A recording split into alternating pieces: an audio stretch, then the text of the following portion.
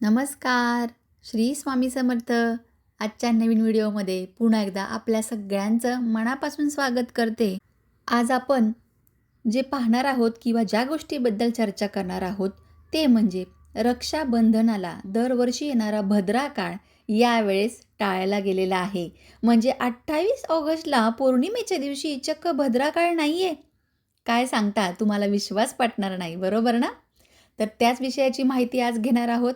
चला आपल्या विषयाकडे वळूया की रक्षाबंधनाचा शुभ मुहूर्त, पूजाविधी आणि मुहूर्ताचा जो संयोग गाठायचा आहे, ती तारीख, ती वेळ जाणून घेणार आहोत. कारण रक्षाबंधन हा भाऊ बहिणीच्या एकमेकांवरील प्रेमाचा शाश्वत संरक्षणाचा उत्सव आहे.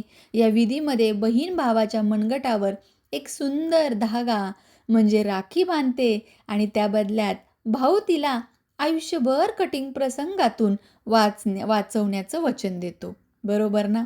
अशा ह्या गोड प्रेमाच्या सुंदर क्षणी भद्राचं सावट यंदा नाहीये. त्याचबरोबर राहू काळ कधी आहे मग? चुकूनही आपल्या भावाला या दरम्यान राखी बांधू नका, कारण अनेक भयंकर परिणाम असतात जे आपण कळत नकळतपणे आपल्या हातानेच सुरू करतो. तर पौर्णिमा तिथी जी सुरू होत आहे ती 27 ऑगस्टलाच सुरू होत आहे, सकाळी 9:08 पण या पौर्णिमा तिथीला जो भद्राचा काळ आहे तो यंदा नाही आहे. मित्रांनो, लक्षात घ्या की यंदा भाऊ बहिणीचा सण अतिशय उत्साहाने साजरा करता येणार आहे. भद्राचं सावट नाही आहे. आदल्या दिवशीच भद्राचा हा जो काळ आहे त्याचा टाईम नोट करून घ्या. 9 वाजता सकाळी ते 9:30 पर्यंत हा भद्रा काळ आहे, आदल्या दिवशी म्हणजेच 27 तारखेलाच. त्यानंतर 28 तारखेला आपल्याला राहू काळ देखील त्याचं पालन करायचं आहे. तर राहू काळ हा सकाळी 10:46 ते दुपारी 12:22 म्हणजेच 12:30पर्यंत आपल्याला हा धरायचा आहे. 10:30 वाजल्यापासूनच राहू काळ सुरू करायचा. म्हणजे साधारणतः आपण जी राखी बांधण्याचा शुभ मुहूर्त अमृत कालावधी जो बघतोय, तर त्यामध्ये 2-3 आपल्याला अशी वेळ आणि तिथी मिळत आहे.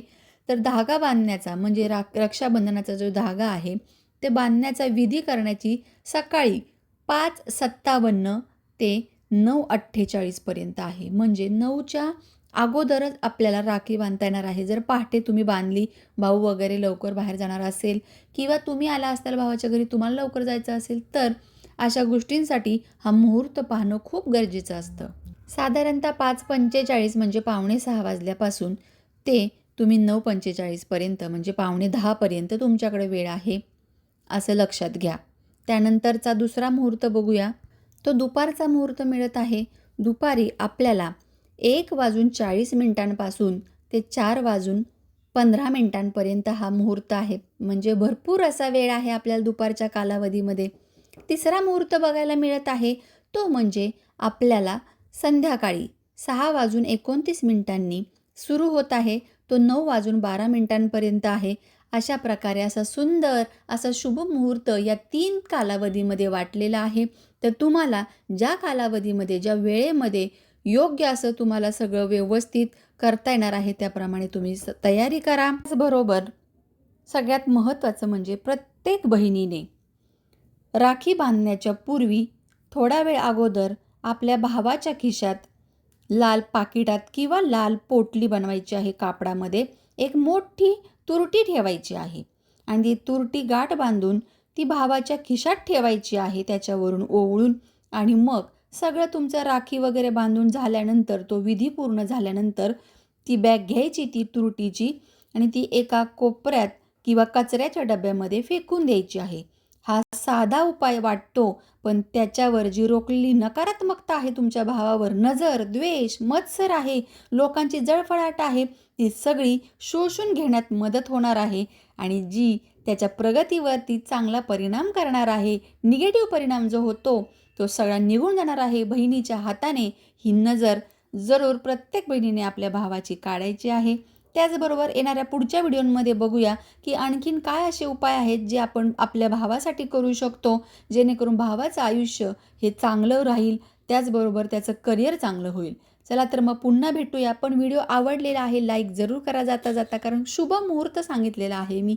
अनेक लोकांपर्यंत ही माहिती जरूर पोहोचली पाहिजे.